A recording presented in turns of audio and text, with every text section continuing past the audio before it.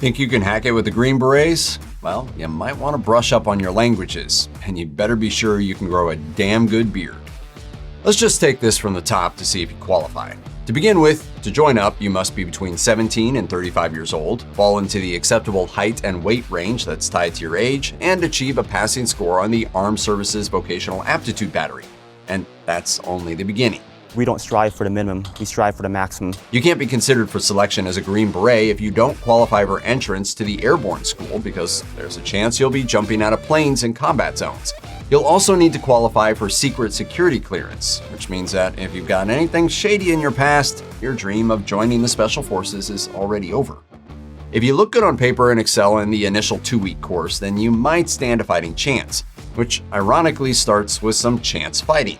After 61 weeks of training, more than a year, you end with a staged invasion of a fake country in the woods of North Carolina. Parlez-vous français? Non? Well, you can forget being a Green Beret. But it's not just specific to French. Special Forces might be forced to learn such difficult for English speakers tongues like Tagala or Thai, to specific regional dialects like Levantine. That's the Arabic spoken in the Middle East for the most part, or Egyptian Arabic. To prove that you'll be able to take on such a challenge, you must pass the Defense Language Aptitude Battery. This is a special test taken in a fake language which determines an applicant's potential ability as a linguist.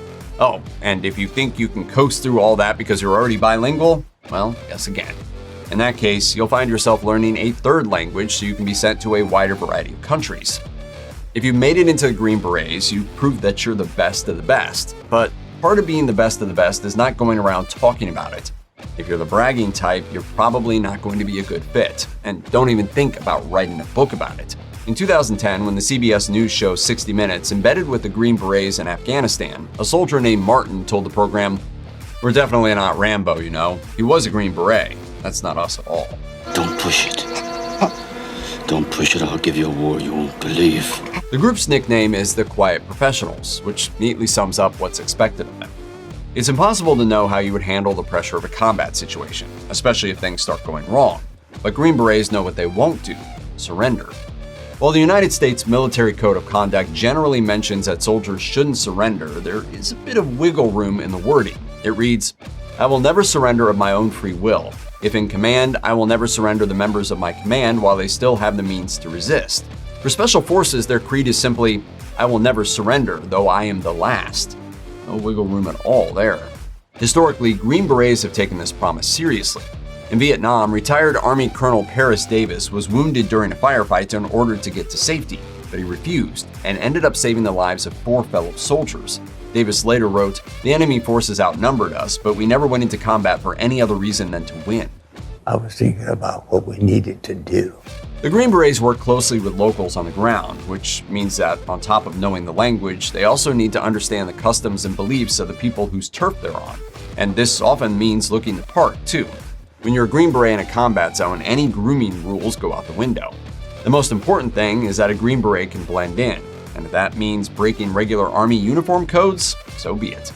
Teams that are allowed relaxed grooming standards are known as long hair teams. This applies especially to the majority of the 21st century American conflicts, where beards are more the norm among locals.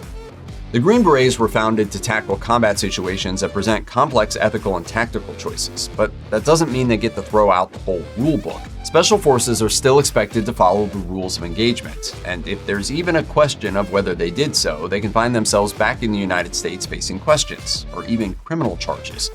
Take the infamous Green Beret affair, for example. While working with the CIA during the Vietnam War, 8 Green Berets were involved in hunting down and killing a suspected double agent. Since the killing was extrajudicial, the 8 men were due to be court-martialed, although the charges were dropped after the CIA flatly refused to let any of their employees testify in court. The whole situation was a disaster for the unit and further divided Americans who disagreed on the war in Vietnam. More recently, during a 2006 operation in Afghanistan, Green Beret Captain Dave Staffel ordered Master Sergeant Troy Anderson to shoot an unarmed man in civilian clothing who was standing about 100 yards away. It would later turn out the man was on an official list of enemy combatants, and therefore the killing was considered acceptable under military rules. Nevertheless, the 2 Green Berets were still investigated twice and almost court-martialed before they were found innocent of wrongdoing.